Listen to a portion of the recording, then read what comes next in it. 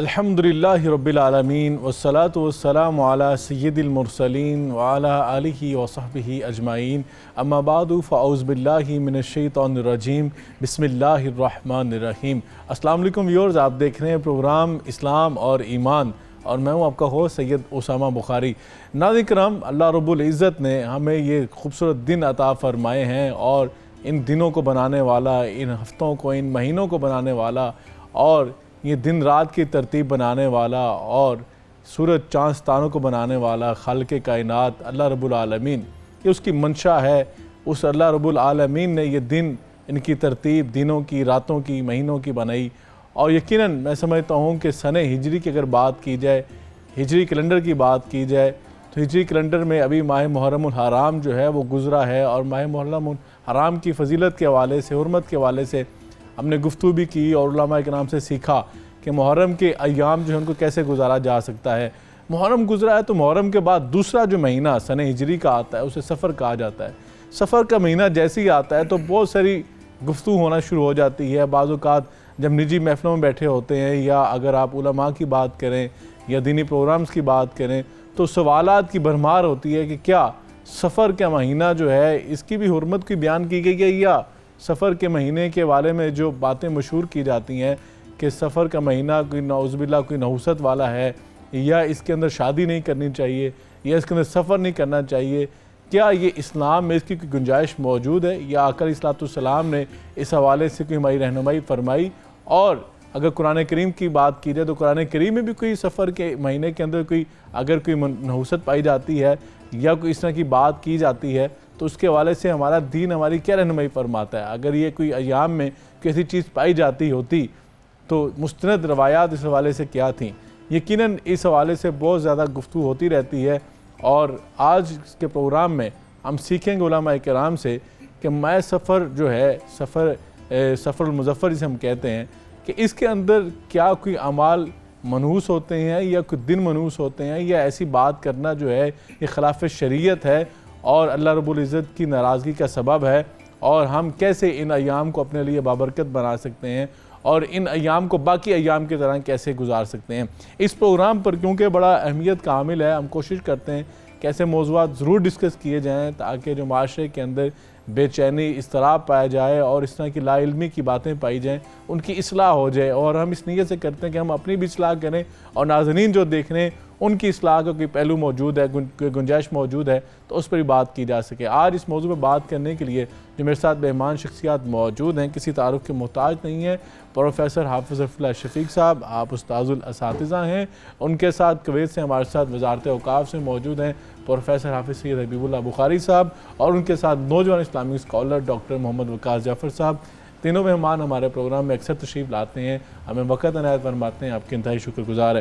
آپ سب پروفیسر صاحب آپ سے پروگرام کا آغاز کرتے ہیں، یہ بتائیے گا کہ اگر ماہ محرم الحرام کی بات کی جائے تاریخی اور شرعی لحاظ سے، اللہ رب العزت نے قرآن کریم میں یا آقا علیہ السلام نے اپنے احادیث مبارکہ میں کس کی کوئی فضیلت بیان کی ہے ماہ سفر کی؟ اس کے ساتھ اگر بات کی جائے تو شرعی لحاظ سے اس کی کیا وضاحت ہو سکتی ہے جو سفر کے مہینے کا ایک کنسیپٹ ہمارے ذہنوں میں موجود ہے یا ہماری عام پبلک جو اس پہ بات کرتی ہے، ہمارے معاشرے میں جو اس حوالے سے باتیں پائی جاتی ہیں، اس کی شرعی لحاظ سے اور تاریخی لحاظ سے کیا اہمیت ہے؟ شکریہ جناب اسامہ بخاری صاحب۔ اصل میں قدیم زمانے سے لوگوں میں نحوست کا ایک تصور پایا جاتا ہے اور نحوست کا یہ تصور کسی شخص کے بارے میں ہوتا ہے، پرندوں کے بارے میں ہوتا ہے، جگہ کے بارے میں ہوتا ہے، وقت کے بارے میں ہوتا ہے۔ قرآن مجید میں اور احادیث میں اس کی مثالیں ہمیں ملتی ہیں۔ دیکھیے نا کہ پیغمبر جو سب سے مقدس ہوتے ہیں، پاکیزہ ہوتے ہیں، معصوم ہوتے ہیں، قرآن مجید میں وَلَقَدْ أَرْسَلْنَا إِلَىٰ ثَمُودَ أَخَاهُمْ صَالِحًا، اور پھر ذکر آتا ہے انہی آیتوں میں کہ انہوں نے یہ کہا حضرت صالح کو کہ آپ کی وجہ سے یہاں نحوست آئی۔ اللہ، حضرت صالح پیغمبر ہیں۔ اللہ، حضرت موسیٰ علیہ السلام جیسے اولو العزم پیغمبر، جب ان کی بدکرداریوں کی وجہ سے ان پر گرفتیں آئیں، عذاب آئے، تو کہنے لگے کہ آپ اور آپ کے اصحاب کی وجہ سے یہ نحوست آ رہی ہے۔ اللہ، سورہ یاسین میں ہم پڑھتے ہیں بستی والوں کا قصہ، جی 2 آئے 3 آئے، لوگوں نے کیا کہا کہ آپ کی وجہ سے یہاں نحوست آ گئی۔ اللہ، یعنی پیغمبروں جیسی ہستیاں لوگوں نے ان پر نحوست کا الزام در دیا۔ اچھا، یہی معاملہ ہے ماہ سفر کے بارے میں۔ جی حضور اکرم صلی اللہ علیہ وآلہ وسلم سے پہلے اسے منحوس سمجھا جاتا تھا، خاص طور پر ماہ سفر کی ابتدائی 13 تاریخیں، 13 دن کہ بڑے تیکھے ہیں، بڑے تیز ہیں، ان میں کوئی کاروبار نہ کیا جائے، ان میں کوئی شادی نہ کی جائے، کسی نئے مکان کے اندر شفٹ نہ ہوا جائے، یہ باتیں تھیں۔ اور کہتے تھے کہ سفر صفر ہے، یعنی خیر سے خالی ہے، اللہ اکبر، سفر صفر صفر ہے۔ اور اصل وجہ یہ ہوتی تھی کہ 3 مہینے حرمت کے چلتے تھے، ذوالقعدہ، ذوالحجہ اور محرم، تینوں ساتھ ساتھ آ رہے تھے۔ اب 3 مہینے ٹک کر بیٹھے، ظاہر ایک کے اندر لوٹ مار کرنا، قتل و غارت کرنا یہ حرام تھا۔ جی، تو انتظار میں بیٹھے ہوتے تھے یہ مشرکین کہ کب یہ پابندی ختم ہو اور ہم کارروائی شروع کریں۔ بالکل، تو گھروں کو خالی چھوڑ کر نکلتے تھے، جس طرح ہم کرتے ہیں کہ رمضان جو ہے وہ پورا بڑا پابندی اہتمام کرتے ہیں اور پھر عید کے دن چاند رات کو جو ہے ویسے آزاد ہونے سے شیطان خود آزاد ہو گیا ہے۔ ایسا لگتا ہے کہ جیسے بندھے ہوئے کھل گئے ہیں۔ تو یہی معاملہ ان کا ہوتا تھا کہ گھر خالی ہو جاتے تھے، تو جب یہ کسی کے گھروں پر لوٹ ڈالتے ہیں جی، تو ان کے گھر کب محفوظ رہتے تھے؟ تو اس لیے کہتے تھے کہ سفر صفر ہے، خیر سے خالی ہے۔ اس کی تاریخی اس لحاظ سے کہتے تھے۔ ڈاکٹر صاحب یہ فرمائیے گا کہ اگر بات کی جائے تو کہا جاتا ہے عرب کی، جس میں ڈاکٹر صاحب نے بات کی اس کی تاریخ کے حوالے سے، تو وہ اس کی تاریخیں اور اس کا نام بھی آگے چینج اپنی مرضی سے کر لیتے تھے۔ وہ کسی اور مہینے کا نام بھی سفر رکھ لیتے تھے کہ اس مہینے میں جو کام کرنے والے ہیں وہ کسی اور مہینے کا نام رکھ کے وہ کر لیے جائیں، تو کیا کہیں گے؟ جی، بسم اللہ الرحمن الرحیم۔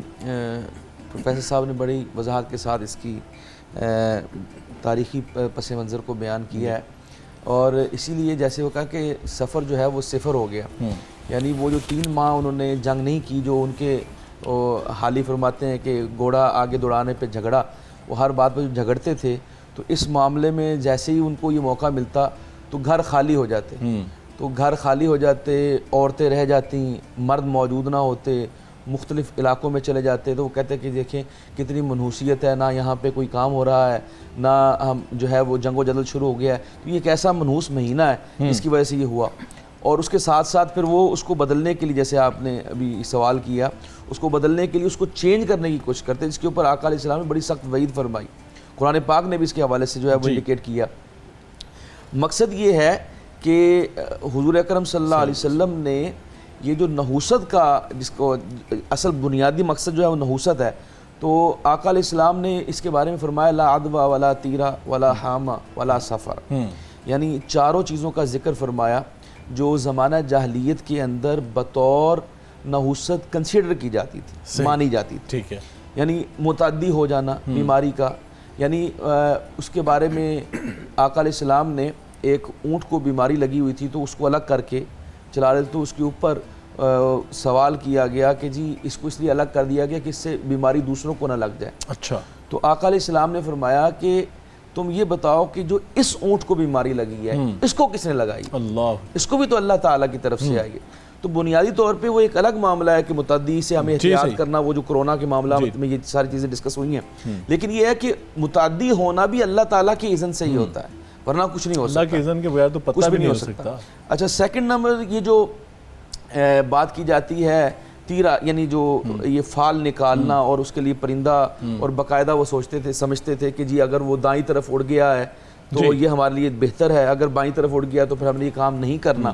اور ایون کہ یہ چیزیں آج بھی، اور صرف مسلمانوں میں نہیں بلکہ دوسرے مذاہب کے اندر بھی یہ چیزیں موجود ہیں۔ مثال طور پہ ابھی آپ دیکھ لیجئے کہ اتنا ماڈرن ورلڈ ہے، ماڈرن ورلڈ کے حوالے کے باوجود 13 نمبر کی سیٹ ایئر پلین میں نہیں ہوتی۔ اب دیکھیں نا یہ کہ اس سے زیادہ یہ ایک تو بات، یہ پہلی تو بات کہ مسلمانوں کا عقیدہ تو یہ ہے کہ وہی کے اوپر ہم ایمان لاتے ہیں، اور اگر دوسروں کی بات کی جائے تو وہ کہتے ہیں سائنٹیفک چیز بھی ساتھ جو ہے وہ شامل کر لی جائے۔ تو سائنٹیفکلی بھی دیکھا جائے تو کوئی ریز ایسی نہیں نکلتی اس مہینے میں کہ جو نحوست کا باعث بنتی ہیں۔ بخاری صاحب یہ فرمائیے گا کہ آپ یہ ساری باتیں سن رہے تھے پروفیسر حافظ اللہ شفیق صاحب کی اور ڈاکٹر صاحب کی، یہ بتائیے کہ نحوست اور بدشگونی اس کے حوالے سے ہمارا دین اسلام کیا کہتا ہے؟ العالمین والعاقبۃ للمتقین والصلاۃ والسلام علی سید المرسلین وعلی آلہ وصحبہ اجمعین، اما بعد۔ سب سے پہلے تو ڈاکٹر صاحب میں آپ کو اور آپ کے یعنی چینل کو مبارکباد پیش کرتا ہوں۔ میرا یعنی یہ پہلا ایسا پروگرام ہے جو پاکستان کے اندر اس یعنی کہ مہینے کے بارے میں یا ایسے موضوع کے متعلقہ ہے۔ میں عربوں میں تو یہ یعنی ٹاپک چلتا ہے ہر سال ماہ سفر کے اندر کہ وہاں پر اگاہی دی جاتی ہے، لیکن آپ مبارکباد کے مستحق ہیں کہ آپ لوگوں نے یہ پاکستان کے اندر بھی اس طرح کی آگاہی جو ہے وہ لوگوں تک پہنچانے کی کوشش کی۔ اللہ تعالیٰ آپ کی اس کاوش کو قبول فرمائے اور ہم سب کے لیے صدقہ جاریہ بنائے اور لوگوں کو جو ہے وہ قرآن و سنت کے مطابق زندگی بسر کرنے کی توفیق عطا فرمائے۔ ظاہری بات ہے ہمارا دین اسلام جو ہے نا جی، وہ سب سے زیادہ تقوی کے بعد اگر کسی چیز کا درس اور سبق دیتا ہے تو وہ توکل کا ہے۔ ہاں جی، کہ ہم نے اللہ تبارک و تعالیٰ پر توکل کرنا ہے، اور قرآن مجید میں 20 یعنی سینکڑوں آیات ایسی ہیں جن میں مومنوں کے مختلف اوصاف کے ساتھ اس کو بیان کیا گیا ہے کہ جو اللہ پر ایمان رکھتے ہیں، جو اللہ کے محسن بندے ہیں، وہ اللہ پر ہی توکل کرتے ہیں، جی اللہ پر یہ اعتماد اور بھروسہ کرتے ہیں، اور وہ نفع و نقصان کا مالک صرف اور صرف اللہ کو ہی سمجھتے ہیں۔ ہاں جی، اور انبیاء کرام علیہ السلام کا ذکر ہوا کہ ان کی قومیں جو ہیں ان کو ایسے نعوذ باللہ استغفر اللہ منحوس شمار کرتی تھی یا سمجھتی تھی، تو انہوں نے خود سے یعنی اس چیز کا جو ہے نا اعلان کیا کہ اللہ رب العالمین ہی ہمارے بھی نفع و نقصان کا مالک ہے۔ ہاں جی، اس کے علاوہ تو کچھ ہو ہی نہیں سکتا، کیونکہ اللہ تبارک تعالیٰ نے خود ارشاد فرمایا ہے کہ وما اصابکم من مصیبۃ فبما کسبت ایدیکم، کہ جو بھی کوئی چیز پہنچتی ہے تو وہ تو تمہارے اپنے اعمال کی وجہ سے پہنچتی ہے۔ یعنی جیسے ڈاکٹر صاحب نے یہ حدیث پیش کی ہے، صحیح حدیث ہے بخاری اور مسلم کی، لا عدوى ولا طیارہ ولا حامہ ولا سفرہ، کہ کوئی چیز جو ہے بذات نفس ہی وہ منحوس نہیں ہے۔ اس کائنات کے اندر کوئی چیز بذات ہی وہ منحوس نہیں ہے کہ ہمارے ہاں جو تصور بنا ہوا ہے، یہ تو زمانہ جاہلیت جیسے بیان کر دیا گیا ہے کہ زمانہ جاہلیت میں جاہل اور کافر لوگوں کا یہ عقیدہ تھا۔ وہ افسوس کے ساتھ کہنا پڑتا ہے کہ ہمارے معاشرے میں بھی یہ آ چکا ہے، اور مسلمان جو ہے وہ اس طرح کی یعنی اعتقادات رکھنے والے بن گئے ہیں کہ حاجی صاحب ہوتے ہیں، گھر سے باہر نکلتے ہیں تو اگر ان کا صبح کاری بلی ان کے سامنے سے گزر جائے تو وہ منہ لٹکائے واپس گھر آ جاتے ہیں اور پوچھتے ہیں کہ کیا ہوا، تو کہتے ہیں میرا آج جو ہے نا وہ رستہ کاٹ دیا۔ ہاں جی، اس لیے آج تو دن میرے لیے منحوس ہو گیا۔ یعنی اس طرح کے اعتقادات، اتنے کمزور اعتقادات مسلمانوں کے تو ہونے ہی نہیں چاہیے تھے، کیونکہ ہمارا تو اعتقاد اور یقین اور توکل اور اعتماد وہ اللہ تبارک و تعالیٰ پر ہے، جی، اور اللہ نے ہاں جی بالکل آپ نے صحیح کہا بخاری صاحب۔ یہ یقیناً ایک مسلمان کے اندر تو بد اعتقادی ہونی نہیں چاہیے۔ آپ سب یہ فرمائیں کہ یہ دیکھیں جب ایک مسلمان جو ہے اس نے جب اللہ رب العزت پر ایمان لے آیا کہ اس کائنات میں اس کی مرضی کے بغیر، اس کی مشیت کے بغیر کوئی چیز ہو ہی نہیں سکتی، تو پھر ایسا اعتقاد رکھنا، ایسا یقین رکھنا، تو کیا یہ اللہ تعالیٰ کے اوپر جو توکل ہے انسان کے جو ایمان ہے اس کے منافی چیزیں ہیں؟ بالکل منافی ہے۔ رسول اکرم صلی اللہ علیہ وآلہ وسلم نے فرمایا، حضرت ابن مسعود سے روایت ہے، الطیرۃ شرک، بدشگونی شرک ہے۔ اللہ اکبر۔ یعنی جب ہمارا اعتقاد یہ ہے کہ جو کچھ ہے وہ صرف اللہ کی طرف سے، یعنی ایک حدیث میں حضور صلی اللہ علیہ وآلہ وسلم نے فرمایا کہ جب انسان کوئی ناگوار چیز محسوس کرے تو اس کا ذہن دائیں بائیں بھٹکنے نہ پائے، بلکہ اللہ سے یہ عرض کرے، اللہم لا یأتی بالحسنات الا انت ولا یدفع بالسیئات الا انت، اے اللہ ہر خیر بھی تیری طرف سے ہے اور شر کو ہٹانا بھی تیرے ہی قبضے میں، ولا حول ولا قوت الا باللہ۔ تو مسلم تو اس کا اعتقاد ہی یہ ہوتا ہے کہ سب کچھ اللہ کی طرف۔ جب اس سے ہٹ کر انسان کسی اور چیز میں تلاش کرتا ہے تو ظاہر ہے کہ یہ ایمان کے منافی ہے۔ قرآن مجید میں ہمیں بتایا گیا، سورہ الحدید میں ہے کہ ما اصاب من مصیبت فی الارض ولا فی انفسکم इल्ला फ़ी किताबिम मिन क़ब्ल अन नब्रअहा इन्न ज़ालिका अलल्लाहि यसीर। कोई भी मुसीबत जो भी आती है इंसान की अपनी जान में हो या खारिज में हो, ये सब अल्लाह की तकदीर के मुताबिक होता है। अल्लाह। मुसीबत वाक़े होने से पहले अल्लाह ने ये सब कुछ तय कर रखा है कि किस वक्त क्या होना जी। और ये अल्लाह के लिए बहुत आसान है और इसकी हिकमत भी अल्लाह ने ख़ुद बता दी। बिल्कुल। लिकई ला तअसव अला मा फातकुम वला तफरहू बिमा आताकुम।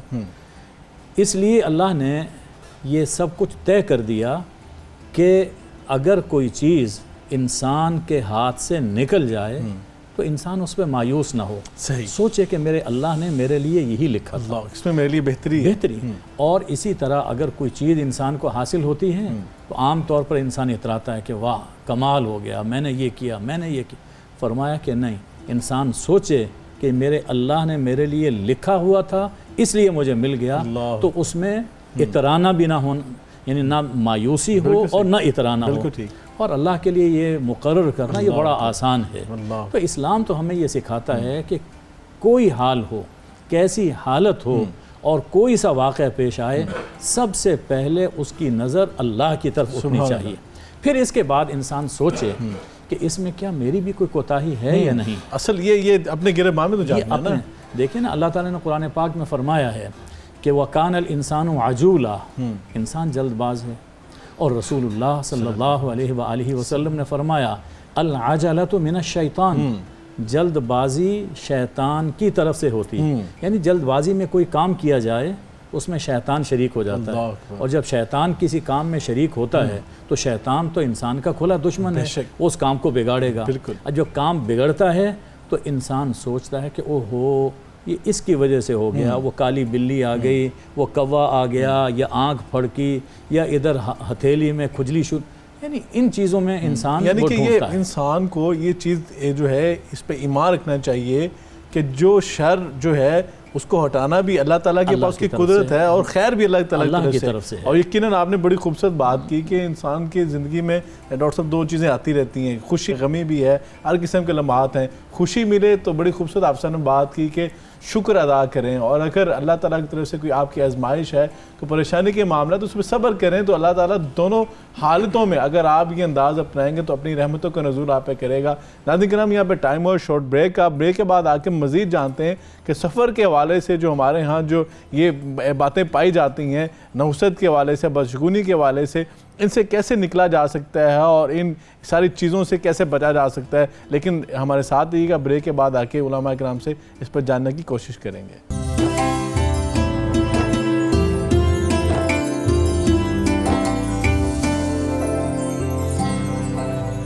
वेलकम बैक वीरो, प्रोग्राम इस्लाम और ईमान में एक मरतबा फिर खैर मकदम करते हैं। ब्रेक पर जाने से पहले आप सब ने बड़ी प्यारी बात कही कि जब इंसान को ज़िंदगी में खुशी मिल जाए तो उस पर अल्लाह का शुक्र अदा करना चाहिए, और अल्लाह को ये पसंद है। अल्लाह फरमाते हैं जब मैं कोई मेरा शुक्र अदा करता है मैं अपनी नेमतों में इजाफा फरमा देता हूँ। और कोई परेशानी है तो मोमिन का अंदाज़ ये होता है कि उस पर सब्र करता है, तो अल्लाह को ये भी अदा बड़ी पसंद है, तो इसलिए अल्लाह ने कह दिया इन्नल्लाह मअस साबिरीन। डॉक्टर साहब ये बताइएगा कि हमारा मामला उल्टा है कि हमें जब कोई खुशी मिलती है या हम ज़िंदगी में कोई तरक्की करते हैं या कामयाबी मिलती है तो ये कहते हैं जी मेरा बड़ा कमाल है, मैंने बड़ी मेहनत की थी जी इसमें, और इसमें मैंने दिन रात एक कर दिए थे।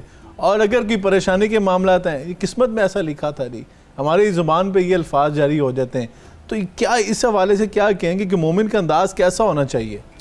देखिए, सबसे पहली बात तो ये है कि खैर और शर दोनों का खालिक तो अल्लाह ताला है, बेशक, और ये उसके ऊपर तकदीर के ऊपर हमारा ईमान है।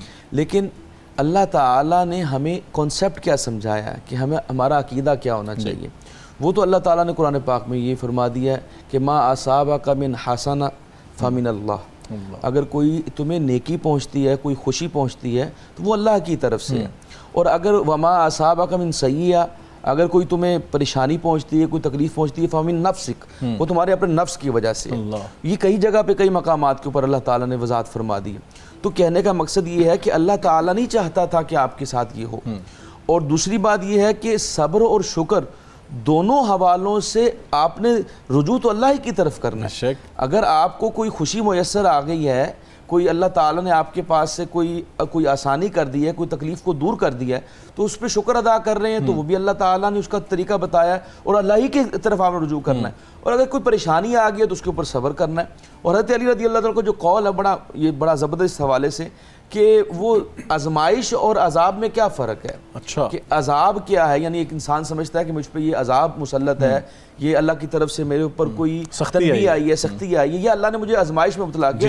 آزمائش میں تو اللہ تعالیٰ نے اپنے انبیاء کو بھی مبتلا فرمایا، تو آزمائش سے تو اللہ تعالیٰ انسان کے درجات کو بلند کر رہا ہوتا۔ تو آپ نے فرمایا اگر تم اللہ کے قریب ہو جاؤ تو وہ آزمائش ہے، بے شک، اور اگر تم اللہ سے دور ہو جاؤ تو پھر وہ اللہ کا عذاب ہے۔ بالکل تو بات یہ ہے کہ اگر آپ کو کوئی آزمائش آ جاتی ہے، کوئی تکلیف آتی ہے، تو آپ اللہ کی طرف رجوع کرتے ہیں کہ نہیں؟ سوال یہ پیدا ہوتا ہے۔ اگر آپ نہیں کرتے رجوع تو اس کا مطلب ہے کہ اللہ تعالیٰ کی طرف سے یہ آپ کے اوپر عذاب ہے۔ اور اگر واقعی آپ اللہ کی طرف رجوع کرتے ہیں اور آپ سمجھتے ہیں کہ مجھ سے یہ غلطی ہوئی ہے، اور اپنے گریبان میں جھانکتے ہیں کہ آیا میں نے یہاں پہ غلطی کی ہے، میں نے یہاں پہ غلطی کی ہے، اور وہ اپنی اس غلطی کو اس کے اوپر توبہ کرتا ہے، اللہ تعالیٰ کی طرف رجوع کرتا ہے، تو اللہ تعالیٰ اس کے ساتھ وہ ساری چیزیں بھی دور کر دیتا ہے۔ اور پھر یہ کہا ہے کہ اگر تم صبر کرو گے، اس لیے صرف یہ نہیں کہ تمہاری نعمتوں میں اضافہ کر دوں گا، بلکہ نعمتیں دینے والا تمہیں مل جائے۔ ان اللہ مع الصابرین، اللہ شاکروں کے ساتھ نہیں ہے، اللہ صابروں کے ساتھ ہے۔ صبر جو کرتا ہے اللہ تعالیٰ اس کے ساتھ ہو جاتا ہے۔ بے شک، اور یقیناً میں سمجھتا ہوں کہ انبیاء کرام علیہ السلام نے اس حوالے سے بڑا خوبصورت ہمیں جو میکانزم عطا کیا ہے کہ انہوں نے خوشی کے موقع کا بھی ہمیں اسوہ دے دیا اور غمی کے موقع کا بھی اسوہ دے دیا۔ اس میں دیکھیے نا، مثال کے طور پہ اس سے سب سے بڑی عبادت نماز ہے۔ جی دیکھیں اب عید کا جو دن ہوتا ہے وہ ہمارے لیے خوشی کا دن ہے، اس سے بڑھ کر تو کوئی خوشی کا دن نہیں۔ اب عید والے دن بھی اللہ تعالیٰ اور اس کے رسول نے کیا کہا ہے آپ کو، کہ آپ کو بہت مسرت ہے، آپ بہت خوش ہیں، تو اللہ کے ہاں نماز پڑھ لیں، اللہ اکبر، سجدہ ریز ہو نا، اس کے آگے اس کی نعمتوں کا شکر ادا آپ کریں۔ کی کوئی چیز آپ سے چھن گئی ہے، اور سب سے بڑی چیز جو ہوتی ہے وہ جان کا چلے جانا ہے، جنازہ پڑھنا، تو اس میں بھی ہے کہ آپ نماز جنازہ پڑھیں۔ یقیناً میں سمجھتا ہوں کہ دین اسلام تو انتہائی خوبصورت ہے۔ اللہ تعالیٰ تو انسان کو، میں سمجھتا ہوں کہ ہمارے لیے، میں سمجھتا ہوں بہت ساری چیزیں ہیں کہ پورا وہ سیل میلہ لگا ہوا ہے کہ ہم اس میں کون سی چیز جو اس کو اڈاپٹ کر لیتے ہیں۔ بخاری صاحب یہ فرمایا کہ ہمارے ہاں ایک بڑا عام سا کنسیپٹ بن چکا ہے، وہ کہتے ہیں کہ سفر کے مہینے میں شادی نہیں کرنی، جو سفر کے مہینے میں شادی کی جاتی ہے وہ کامیاب نہیں ہوتی، اس لیے ہم تاریخیں جو کسی اور مہینے کی طے کر کے اس میں شادی کریں گے، وہ شادی کامیاب ہوگی۔ کیا یہ عقیدہ رکھنا اسلامی تعلیمات کے مطابق ہے؟ جزاکم اللہ خیرن۔ ڈاکٹر صاحب، سب سے پہلی بات تو پروفیسر صاحب نے یہ حدیث بیان کی تھی جی ماہ سفر کے حوالے سے، بلکہ یہ عمومی حدیث ہے کہ کسی چیز سے بھی بدشگونی لینا جو ہے نا، وہ ہماری تعلیمات اسلامیہ جو ہے نا اس کے مطابق تو شرک ہے، اور شرک کے متعلق آپ کو پتہ ہے یہ سب سے بڑا گناہ ہے۔ ان الشرک لظلم عظیم، ان الشرک لظلم عظیم، اس سے بڑا گناہ تو کوئی ہو ہی نہیں سکتا۔ اگر انسان توبہ کے بغیر ہی مر جاتا ہے تو یہ ہمیشہ کے لیے جہنمی بن جاتا ہے۔ تو لہٰذا مسلمانوں اور اسلامی معاشرے کے اندر تو اس کا کوئی تصور ہی نہیں ہے کہ انسان کسی مہینے سے، کسی وقت سے، کسی دن رات سے، یا کسی انسان سے، یا کسی جگہ سے یعنی وہ بدشگونی لے۔ اور دوسری بات یعنی یہ ہم نے پہلے کہا کہ یہ جو آگاہی آپ دے رہے ہیں نا، تو یقین جانے یہ ہمارا معاشرہ جو ہے نا، اگرچہ ہم مسلمان اپنے آپ کو سمجھتے ہیں اور اسلامی معاشرہ سمجھتے ہیں، لیکن ہم اسلامی تعلیمات سے بہت دور ہیں، وگرنہ ہم ایسی باتیں ہی نہ کریں اور نہ ہی ہمارے اندر ایسے اعتقادات ہوں، ایسے توہمات ہوں۔ کیونکہ آپ دیکھیں اگر اس کے اندر شادی کرنا منع ہوتا یا منحوس ہوتا یا اس کی ناکامی کا کوئی سبب ہوتا تو نبی کریم صلی اللہ علیہ وسلم جو ہمارے لیے اسوہ حسنہ ہے، یعنی قدوہ ہے، نمونہ ہے، ماڈل ہے، اللہ تعالیٰ نے قرآن مجید میں کہا لقد کان لکم فی رسول اللہ اسوۃ حسنہ، تو نبی کریم صلی اللہ علیہ وسلم نے تو خود اس مہینے کے اندر شادی کی ہے۔ حضرت ام المومنین حضرت صفیہ رضی اللہ تعالیٰ عنہ سے جو آپ کی شادی ہوئی ہے وہ 7 صفر کو ہوئی ہے، ہاں جی، اور 7 صفر کو نبی کریم صلی اللہ علیہ وسلم نے شادی کی ہے، اور یہ شادی کتنی کامیاب اور کامران گزری ہے، یہ آپ سیرت النبی صلی اللہ علیہ وسلم کی کتابیں اٹھا کر دیکھ لیں۔ اور اسی طرح یعنی ماہ سفر کے اندر ہی مسلمانوں کو ایک بہت بڑی فتح جو نصیب ہوئی ہے، جس کے متعلق نبی کریم صلی اللہ علیہ وسلم نے کہا تھا کہ میں صبح جو ہے نا وہ جھنڈا اس کے ہاتھ میں دوں گا کہ جو اللہ رسول سے محبت کرتا ہے اور وہ اللہ رسول کا محبوب ہے، ہاں جی۔ تو وہ یعنی کہ ایسے کہ فتح خیبر جو ہے وہ بھی تو سفر کے مہینے میں ہوئی ہے. ہاں جی یہ اگر مہینہ جو ہے منحوس ہوتا تو اس کے اندر جو ہے اتنی بڑی بڑی خوشیاں جو ہے مسلمانوں کو وہ کہاں سے ملتی ہے. اور آپ نے بڑی پیاری بات کی تھی کہ مسلمان کے لیے جو ہے وہ خوشی کا موقع جو ہے وہ شکر کا ہے اور غمی ہو جائے تو صبر کا ہے. نبی کریم صلی اللہ علیہ وسلم تو خود ارشاد فرمایا تھا اس کے حوالے سے عجبا لامر المومن، مومن کا معاملہ کتنا عجیب ہے، ہاں جی تعجب خیز ہے، کتنا اچھا ہے. ہاں جی کیا ہے ان اصابت سرا فشکرا، اگر اس کو خوشی ملتی ہے تو وہ اللہ کا شکر ادا کرتا ہے، یا اللہ تیرا ہی فضل ہے، ہاں جی میں تیرے ہی حمد اور تعریف کرتا ہوں. ان اصابت ذرا فصبر، اور اگر کوئی تکلیف پہنچتی ہے تو وہ کسی کو مرموس نہیں گردانتا، وہ کسی سے بدشگونی نہیں لیتا بلکہ وہ صبر کرتا ہے. بالکل صحیح. یہ بھی میرے اللہ کی طرف سے ہاں بدشگونی ہے. ہم اپنے ناظرین کو یہ بتانا چاہتے ہیں بدشگونی ہے، یہ نہیں ہے کہ اسلام نے بالکل نفی کر دی ہے کہ کسی چیز میں بدشگونی نہیں ہے. صحیح. وہ تو ہم نے جو پہلے آیت پڑھی تھی اسی کے اندر اللہ تبارک تعالیٰ نے فرمایا فبما کسبت ایدیکم، یہ ہے بدشگونی. صحیح. یعنی ہمارے اپنے اعمال کی نحوست، اپنے اعمال کی جو ہم اللہ کی نافرمانی کرتے ہیں، رسول اللہ کی مخالفت کرتے ہیں، اللہ رسول کی بغاوت کرتے ہیں، قرآن و سنت کی تعلیمات کے منافق کام کرتے ہیں، تو جو ایسے عمل کرتے ہیں یعنی سود خوری کرتے ہیں، ہم فراڈ کرتے ہیں، جھوٹ بولتے ہیں، اور تجارت کے اندر جو ملاوٹ کرتے ہیں، یعنی یہ سارے بالکل آپ نے بڑی خوبصورت بات کی کہ جو ہمارے جو ایسے اعمال سیئہ ہیں، جو گناہ والے اعمال ہیں، برے اعمال ہیں، ان کی نحوست کی وجہ سے یہ سب کچھ ہوتا ہے کہ ہماری جو ترقی ہے، کامیابی ہے، زندگی میں آسائشیں، ان کی رکاوٹیں آتی ہیں ان کے راستے میں. آپ صاحب یہ فرمائے پروفیسر صاحب کہ ہم جب بات کرتے ہیں ماہ سفر کے اندر اسلامی تاریخ کے حوالے سے، بخاری صاحب بھی فرما رہے تھے کہ اس کے اندر تو بہت سارے تاریخی واقعات ہیں اسلام کے حوالے سے. ہجرت بھی جو مدینہ منورہ کی طرف ہوئی یہ بھی 27 سفر کو ہوئی. اس طرح کے کون سے واقعات جو ہیں یہ اسلامی پوائنٹ آف ویو سے، اسلامی تاریخ کے اعتبار سے اس میں ہوئے تاکہ لوگوں کے سامنے اجاگر کیا جائے، کہ لوگوں کے ذہنوں میں جو اشکالات پائے جاتے ہیں ان کو دور کیا جائے اور لوگوں کو بتایا جائے کہ اس میں ایسی کوئی چیز موجود نہیں ہے، یہ ہمارا بد اعتقادی ہے اور اس سے ہمیں بچنا چاہیے. جی بخاری صاحب ابھی سفر کے مہینے میں شادیوں کا ذکر ہو رہا تھا جی، اور اس میں ذکر کیا گیا کہ حضور اکرم صلی اللہ علیہ وآلہ وسلم نے اس ماہ میں حضرت صفیہ ام المومنین رضی اللہ عنہ سے شادی کی. اچھا ایک اور بڑا دلچسپ حوالہ ہے جی.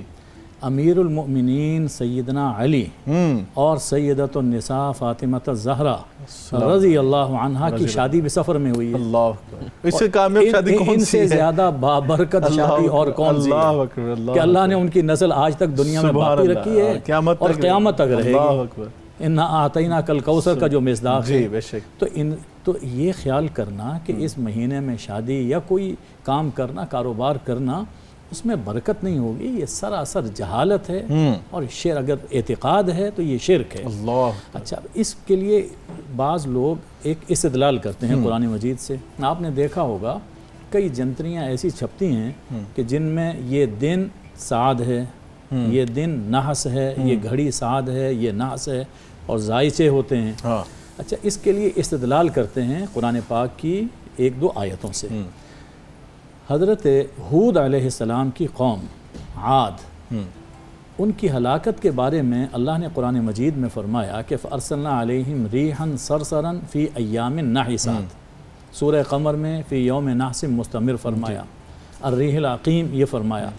اچھا اب اس میں وہ منحوس دن ہیں، اور وہ دن منحوس ہے جس میں ہم نے وہ تند و تیز آندھی طوفان بھیجا جس سے کہ ان کو ہلاک کیا. اب اس ایام نحسات منحوس ایام سے پورا ایک فلسفہ وہ تعمیر کر لیا گیا، یہ منحوس ہے اور یہ مسعود ہے. حالانکہ ذرا سوچئے کہ یہ قوم حضرت ہود علیہ السلام کی نافرمانی کرتی تھی، اور جو ان پر ایمان لائے تھے ان کو یہ لوگ ستاتے تھے، بالآخر اپنے انجام کو پہنچے. تو جن ایام میں ان کو تباہ کیا گیا، قوم عاد کو تباہ کیا گیا، عین انہی ایام میں حضرت ہود علیہ السلام اور ان کے اصحاب کو اللہ نجات عطا فرما رہا تھا. تو اس سے یہ معلوم ہوا کہ کوئی دن فی ذاتی ہی، کوئی وقت فی ذاتی ہی وہ نہ منحوس ہے نہ مسعود ہے. ہاں انسان کا کردار، انسان کا عمل اس گھڑی کو سعد بھی بناتا ہے اور اس گھڑی کو نحس بھی بناتا ہے. تو سب سے پہلے انسان کو خود اپنے اندر سوچنا چاہیے. اقبال نے بڑی ایک خوبصورت بات کہی زمانے کو مخاطب کرتے ہوئے. جس زمانے کے بارے میں، وقت کے بارے میں ہم کہتے ہیں کہ یہ منحوس ہے اور ایسا، تو اقبال فرماتے ہیں زمانہ یہ کہتا ہے کہ میری صراحی سے قطرہ قطرہ نئے حوادث ٹپک رہے ہیں، میں اپنی تسبیح روز و شب کا شمار کرتا ہوں دانہ دانہ. ہر ایک سے آشنا ہوں لیکن جدا جدا رسم و راہ میری. میں ہر ایک سے آشنا ہوں لیکن جدا جدا رسم و راہ میری. کسی کا راکب، کسی کا مرکب، کسی کو عبرت کا تازیانہ. اللہ جی. تو اب یہ زمانے کا سلوک نہیں ہے، انسان خود جو کچھ کرتا ہے اس کا نتیجہ انسان کے سامنے آتا ہے. اب یہ اصل میں ہوتا یہ ہے کہ انسان اپنی اصلاح کرنا انسان کے لیے دشوار ہوتا ہے. دوسرے پہ الزام دھرنا بڑا آسان ہے، بڑا آسان ہے. اس کی وجہ سے ہو گیا. بھائی اپنے اندر سوچو کہ تم نے کیا ہمارا کیا. من حیث القوم افسر صاحب یہ وتیرہ بن چکا ہے، ہم اپنے حقوق کی بات تو بڑی کرتے ہیں جی ہاں، لیکن اپنے فرائض کی بات کرتے ہوئے جو ہے ہم میں سمجھ سستی کرتے ہیں، کاہلی کرتے ہیں، اور اس میں یقیناً ہماری کمزوری ہے کہ ہم اپنے فرائض کی طرف نہیں آتے. ڈاکٹر وقار جعفر صاحب، آپ صاحب نے بڑی پیاری بات کہی کہ ہمیں جو بات اعتقادی جو ہے یہ شرک کی طرف لے جاتی ہے، اور اگر بات کی جائے ان چیزوں پر یقین رکھنے کی تو یہ بہت بڑی جہالت ہے، اور یقیناً دین اسلام نے اس کی بڑی ممانعت فرمائی ہے. اس کے اندر ایک اور چیز بھی ہے.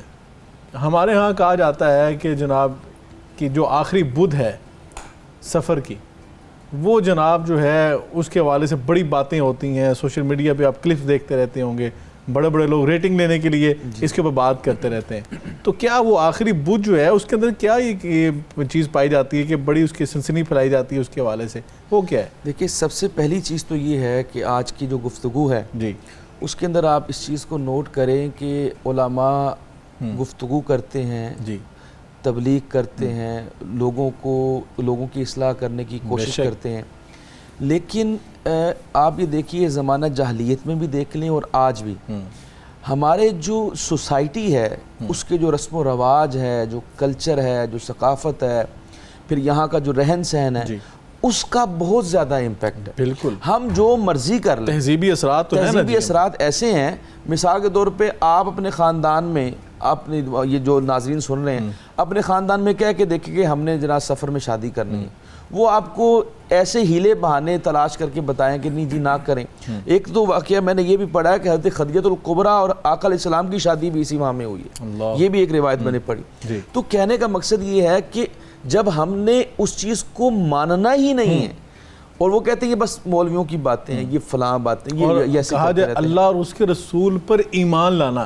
یہ الفاظ پہ ذرا غور کریں کہ آقا علیہ السلام کی سیرت طیبہ کیا میسیج دے رہی ہے، اس پہ ہمیں ایمان لانا ہے. اور یہ نہیں، یعنی ہم نے اپنے وہ جو ہمارے طور طریقے، ہمارے اتوار، رسم و رواج، ہمارے ریچولز، ہمارا کلچر، ہم اس میں اتنے زیادہ یعنی اس کے اندر اتنا فوکس کرتے ہیں کہ جو چھوٹی چھوٹی باتیں ہیں، وہ کہتے ہیں یار یہ نماز روزہ اس کی بات کیا کرو، یہ جو ہمارے معاملات ہیں نا ان کے اندر ڈسکس نہ کیا کرو. سیاست میں لے آئیں آپ، معیشت میں لے آئیں آپ، کلچر میں جب بھی اسلام کی بات کریں گے تو ایسے ہی آپ کو وہاں سے جو ہے نا اس کو دفاع کرتے جب نظر آئیں گے. دین اسلام کو ہم نے صرف یہ نماز جی مذہب بنا لیا نا ہم نے. دین اسلام کو جو اس کا بڑا براڈر اسپیکٹرم تھا، جس کے اندر سوشیالوجی بھی تھی، جو لائف سٹائل تھا، پورا code of conduct of life تھی، اس کو چھوڑ کے ہم نے اس کو ایک مذہب بنا لیا. اور یہ میں اس لیے کہنا چاہ رہا ہوں کہ ہم جتنی مرضی باتیں کر لیں ہم اس سے باہر نہیں آتے. نہ ہم معاشی طور پہ اسلام کی بات کر سکتے ہیں، نہ اخلاقی طور پہ کر سکتے ہیں، نہ ہم سیاسی طور پہ کر سکتے ہیں.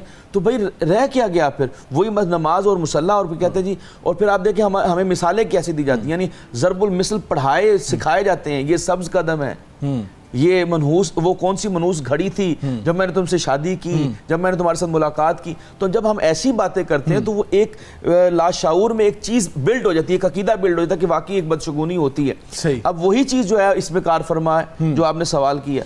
وہ سوال یہ ہے کہ آقا علیہ السلام جب آپ اس دنیا سے جانے لگے تو آپ کی طبیعت جو ہے وہ بدھ والے دن خراب ہو گئی، سفر کے آخری بدھ میں. اور اس کے بعد پھر آپ کی طبیعت جو ہے وہ کم ہوتی پھر آقا علیہ السلام جو اس دنیا سے تشریف لے گئے. تو کیونکہ اس بیماری کا یا اس علالت کا جو آغاز ہے وہ اس سے ہوا، تو لوگوں نے یہ پرسیپشن بنا لی کہ یہ جو بدھ ہے یہ بڑا منحوس ہوتا ہے. اور ایک روایت میں یہ بھی ہے کہ آقا علیہ السلام کو تھوڑی سی اس کے اندر صحت ملی تھی تو اس کے اوپر شکر بھی مناتے ہیں. اچھا، اس کے اندر ایک اور بات بھی میں نے پڑھی کہ جو یہودی تھے وہ کیونکہ آقا علیہ السلام کے دشمن تھے، اور اللہ تعالیٰ نے قرآن پاک میں فرمایا کہ یہ حسد، یعنی ایک حسد ایسی بیماری ہے وہ حابیل اور قابیل سے لے کے آج تک وہ انسانی فطرت کے اندر شامل ہے کہ انسان جو ہے وہ اس حوالے سے اللہ تعالیٰ اس کو بار بار تنبیہ کرتا ہے لیکن انسان حسد چھوڑتا نہیں. تو حسد کے بنا کے اوپر وہ آقا علیہ السلام کو تسلیم نہیں کرتے تھے. جب ان کو یہ اطلاع ملی کہ آقا علیہ السلام کی طبیعت جو ہے وہ خراب ہو گئی تو انہوں نے خوشی کا اظہار کیا، اور ان کا بنتا بھی تھا. ظاہر ہے وہ دشمنی جو ہے تو وہ پھر اس پہ جو بھی انہوں نے اپنا اس کے حساب سے جو خوشی منائی، تو وہ یہ کہتے ہیں کہ یہ انہوں نے خوشی منائی اور پھر مسلمانوں کے اندر جو ہے نا اس کے اوپر غم منانا ضروری ہے کیونکہ آقا علیہ السلام کی حالانکہ خوشی اور غمی کا اس سے کوئی تعلق نہیں. بالکل ٹھیک ہے، یعنی کہ بڑی آپ نے خوبصورت وضاحت کر دی کہ ہمارے ہاں تو یہ سچی بات ہے کہ اس پہ بڑی میں سمجھتا ہوں کہ کنٹروورسی پائی جاتی ہے اور بڑی ہائپ کریٹ کی جاتی ہے صرف میں سمجھتا ہوں ریٹنگ لینے کے لیے، اور ریٹنگ کے چکر میں آج کل ہم نے اپنے پورے معاشرے کے بیڑا گیر کیا ہوا ہے اور اس میں من حیث القوم ہم سب کے سب اس میں شامل ہیں. بخاری صاحب یہ فرمائیے گا کہ ہم اکثر کہتے ہیں کہ یہ گھڑی منحوس تھی، یہ دن ہی ایسا برا تھا، اور دین اسلام نے تو منع کیا ہے کہ زمانے کو گالی نہ دو. آپ کیا کہیں گے اس حوالے سے؟ جی بخاری صاحب، یہ جو آپ نے سوال کیا نا اس سے پہلے میں اپنے ساتھ یعنی ناظرین کو جو ہے نا جی وہ بتانا چاہتا ہوں کہ ہم نے پہلے بھی یہ بات کی ہے جی کہ کوئی وقت، کوئی لمحہ، کوئی رات، کوئی دن، وہ اسلام کے اندر تو کوئی چیز بذات ہی وہ منحوس ہے ہی نہیں ہے. ہمارا یہ تصور ہی نہیں ہم کر سکتے. بلکہ نبی کریم صلی اللہ علیہ وسلم تو اپنے چچا زاد سیدنا عبداللہ ابن عباس رضی اللہ تعالیٰ عنہ کو کیا ارشاد فرمایا تھا، یہ تو دن اور رات یہ تو کیا انسان کی قسمت کے اندر یا کوئی گھڑی جو ہے وہ کیا انسان کے لیے بدشگونی ہو سکتی ہے اس کے لحاظ سے، یا کیا منحوس ہو سکتی ہے. نبی کریم صلی اللہ علیہ وسلم تو فرمایا جو طاقت رکھتے ہیں ان کے متعلق یہ سبق اور درس دیا. فرمایا وَعَلَمْ أَنَّ الْأُمَّةَ لَوْ اجْتَمَعَتْ عَلَىٰ أَن يَنفَعُوكَ بِشَيْءٍ لَمْ يَنفَعُوكَ بِشَيْءٍ إِلَّا مَا كَتَبَ اللَّهُ لَكَ. اسی طرح کہا وَلَوْ اجْتَمَعُوا عَلَىٰ أَن يَضُرُّوكَ بِشَيْءٍ لَمْ يَضُرُّوكَ بِشَيْءٍ إِلَّا وَقَدْ كَتَبَهُ اللَّهُ عَلَيْكَ. کہا کہ کوئی ساری امت مل کر اگر تمہیں نفع پہنچانے پر آ جائے تو وہ نفع نہیں پہنچا سکتے. اگر ساری امت تمہیں نقصان پہنچانے کے لیے جمع ہو جائے تو وہ تمہارے لیے کوئی نقصان کا ایک ذرہ بھی نہیں کر سکتے، بال بھی کا نہیں کر سکتے. ہاں وہ ہو سکتا ہے جو اللہ تبارک و تعالیٰ نے آپ کے لیے لکھ دیا ہو، یعنی نفع یا نقصان. تو اسی طرح ہم اپنے ناظرین کو یہ بتانا چاہتے ہیں کہ مسلمانوں کے لیے نبی کریم صلی اللہ علیہ وسلم نے جو ارشاد فرمایا تھا، بشارت سنائی تھی. اس میں یہ بشارت کیا تھی کہ نبی پاک صلی اللہ علیہ وسلم ایک دن صحابہ کرام میں بیٹھے تھے اور آپ نے فرمایا تھا کہ میری امت کے 70,000 لوگ جو ہے نا بغیر حساب و کتاب کے جنت میں جائیں گے. تو صحابہ نے پوچھا اللہ کے رسول وہ کون ہوں گے؟ تو آپ نے جو سب سے پہلی چیز بیان کی نا وہ بدشگونی کے حوالے سے بیان کی. آپ نے فرمایا ہم الذین لا یتطیرون ولا یسترقون ولا یکتبون وعلی ربہم یتوکلون. وہ لوگ خوش نصیب کون ہوں گے جو بدشگونی نہیں لیتے ہوں گے. سبحان اللہ. وہ کسی گھڑی کو، کسی لمحے کو وہ بدشگون نہیں سمجھتے ہوں گے، منحوس نہیں سمجھتے ہوں گے. تو جب بخاری صاحب پھر ہم ہاتھ اٹھا کے دعا کرتے ہیں کہ اللہ تعالیٰ ہمیں ان بندوں میں شمار فرما لینا جن کو تو بغیر حساب کتاب کے جنت میں داخل کرے گا، تو اس کے لیے کوشش نہیں کرتے کہ جو نبی پاک صلی اللہ علیہ وسلم نے جو اس کی نشانی بتائی ہے کہ ہم ان لوگوں میں اپنا شمار کروا سکیں. بڑی خوبصورت بات آپ نے کہی اور یقیناً میں آپ صاحب کا، بخاری صاحب کو، ڈاکٹر صاحب کا انتہائی شکر گزار ہوں. یقیناً میں سمجھتا ہوں کہ یہ ایسا موضوع تھا کہ جس کے حوالے سے ہمارے معاشرے کے اندر ہم سنتے چلے آ رہے ہیں اور یہ کئی دہائیوں سے باتیں ہوتی چلی آ رہی ہیں، صدیوں سے باتیں ہوتی چلی آ رہی ہیں کہ سفر کے مہینوں میں شادی نہیں کرنی چاہیے اور سفر کے مہینے میں سفر نہیں کرنا چاہیے، اور سفر کے مہینے میں ایسا ہو جاتا ہے، ایسے ہو جاتا ہے، آسمان سے بلائیں نازل ہوتی ہیں، مصیبتیں نازل ہوتی ہیں. نہیں، بلکہ جو پروفیسر حافظ ظفر اللہ شفیق صاحب نے اور پروفیسر سید حبیب اللہ بخاری صاحب نے، ڈاکٹر وقاص جعفر صاحب نے انتہائی خوبصورت انداز میں قرآن و حدیث کے دلائل کی روشنی میں ہمیں سمجھا دیا کہ بد اعتقادی سے بچنا ہے. بد اعتقادی جو ہے یہ شرک ہے، اور شرک اللہ رب العزت فرماتے ہیں یہ میں معاف نہیں کروں گا. اور جن کے بارے میں بھی بخاری صاحب نے بھی حدیث پڑھ کے سنائی کہ اگر ہم چاہتے ہیں کہ ان خوش نصیب بندوں میں ہمارا شمار ہو جائے جو بغیر حساب کتاب کے جنت میں جائیں گے، تو آقا صلی اللہ علیہ وسلم نے جو پہلی نشانی فرمائی ہے بدشگونی سے بچنے والے، اگر ہم بچ جائیں ان فٹ پاتھ پہ بیٹھنے والوں سے، اگر یہ اتنا قسمت کا حال بتانے والے ہوتے تو کبھی خود فٹ پاتھوں پہ دھکے کھانے والے نہ بنتے۔ ناظرین کرام، اللہ سے دعا ہے کہ اللہ تعالی ہمیں عقیدے کی مضبوطی عطا فرما دے اور اللہ اور اس کے رسول کی تعلیمات پہ عمل کرنے والا بنا دے اور اپنے اعمال کو صالح اور نیک بنانے والا بنا دے، اور اللہ سے توفیق مانگیں کہ اللہ رب العزت ہمارے جو برے اعمال ہیں ان کو معاف فرما دے اور ہماری غلطیوں کوتاہیوں کو نیکیوں میں تبدیل فرما دیں، اور ہمارے اعمال کی کوتاہیوں کی وجہ سے ہم پر اپنی سختی اور ہم پر اپنی آزمائش نہ بھیجنا۔ یقیناً آج کے پروگرام سے اجازت مانگوں گا اس دعا اور جذبے کے ساتھ کہ ہم نے جو کچھ آج بیان کیا ہے، جو سماعت کیا ہے، اللہ ہم سب کو اس پہ عمل پیرا ہونے کی توفیق عطا فرما دے۔ ناظرین کرام، مجھے اجازت دیجیے، انشاءاللہ کل ملاقات ہوگی، تب تک کے لیے اللہ حافظ۔